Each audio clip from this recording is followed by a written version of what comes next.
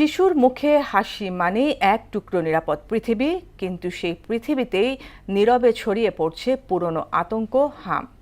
একসময় প্রায় নিয়ন্ত্রণে চলে আসা এই রোগটি আবারও মাথাচাড়া দেওয়ায় জনমনে উদ্বেগ বাড়ছে।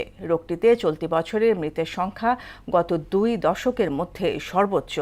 জনস্বাস্থ্য বিশেষজ্ঞরা বলছেন, দেশে হামের মৃত্যুর হার ছিল 10 লাখে একজন, এখন তা বেড়ে দাঁড়িয়েছে 16.8%। এমন অবস্থায় হামকে জরুরি স্বাস্থ্য পরিস্থিতি হিসেবে বিবেচনার পরামর্শ দিয়েছেন তারা। শামীমুজ্জামান চৌধুরীর রিপোর্ট।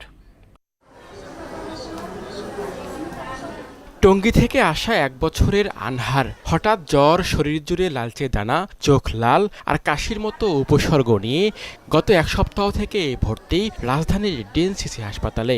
উদ্বেগ উৎকণ্ঠায় দিন পার করছেন মা সাথী বেগম। 5-6 দিন বড় ওষুধ খাওয়াইছি, কিন্তু ওষুধে কোনো কাম হয় নাই। তারপর আবার ডাক্তারের কাছে গেলাম, 4টা পরীক্ষা দিছে। পরে ওগুলো ডাক্তার দেখালাম, পরে বললো যে হাম রোগ হয়েছে, আমরা এই জায়গায় পাঠাইতে। কাশিটা আর জ্বরটা একদমই ছাড়তেছে না, এখন আবার শ্বাসকষ্ট বাইরে যাইতেছে। এমন গল্প এখন আর বিচ্ছিন্ন ঘটনা নয়। শহর থেকে গ্রাম অসংখ্য পরিবার এই দুঃসহ অভিজ্ঞতার মধ্য দিয়ে যাচ্ছে। সামান্য জ্বর আর শরীরে লাল দানা দিয়ে শুরু হলেও সময় মতো চিকিৎসা না পেলে মারাত্মক রূপ নিচ্ছে হাম। বিশেষ করে অপুষ্টিতে ভোগা শিশুদের ক্ষেত্রে এই ঝুঁকি আরও বেশি। 5-6 দিন ধরে জ্বর ছিল, তারপর ঠান্ডা কাশি ছিল, পরে আস্তে আস্তে দেখি পায়খানা করে, কিছু খাওয়াইলে বমি করে।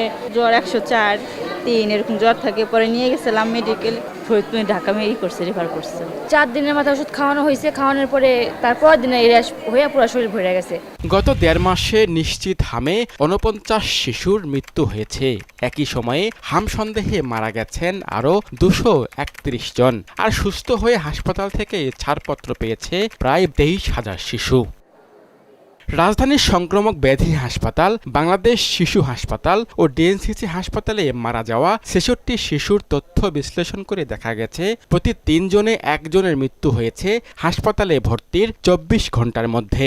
72 ঘন্টার মধ্যে মৃত্যু হয়েছে 40%। যেসব বাচ্চা আসলে মারা যাচ্ছে, তাদের বেশিরভাগ বাচ্চাই আসলে আসছে আমাদের কাছে অনেক দেরিতে আসছে, খুবই ক্রিটিক্যাল অবস্থায় আসছে, এবং বেশিরভাগ বাচ্চা 50-60% বাচ্চা আমরা দেখছি আমাদের হাসপাতালে ভর্তি হওয়ার পরে কয়েক ঘন্টা থেকে সর্বোচ্চ 1 দিনের মধ্যেই মারা যাচ্ছে। বিশেষজ্ঞদের মতে টিকাদানের ঘাটতি, সচেতনতার অভাব এবং স্বাস্থ্যসেবার সীমাবদ্ধতায় এই পরিস্থিতির সৃষ্টি হয়েছে।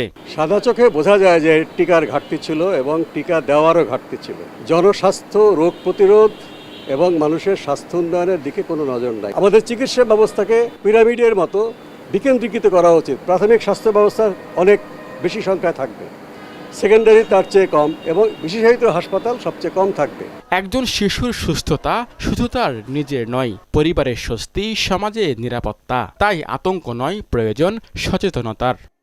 একটা সময় যে হাম দেশ জুড়ে নিয়ন্ত্রণে ছিল, সেই হামই এখন উদ্বেগ উৎকণ্ঠার কারণ হয়ে দাঁড়িয়েছে। হাসপাতালে প্রতিনিয়ত বাড়ছে রোগীর সংখ্যা, সেই সঙ্গে বাড়ছে মৃত্যুর সংখ্যাও। বিশেষজ্ঞরা বলছেন, হাম অত্যন্ত সংক্রামক হলেও সময় মতো টিকা নিলে এটি পুরোপুরি প্রতিরোধ সম্ভব। শামীমুজ্জামান চৌধুরী, মোহনা সংবাদ, ঢাকা।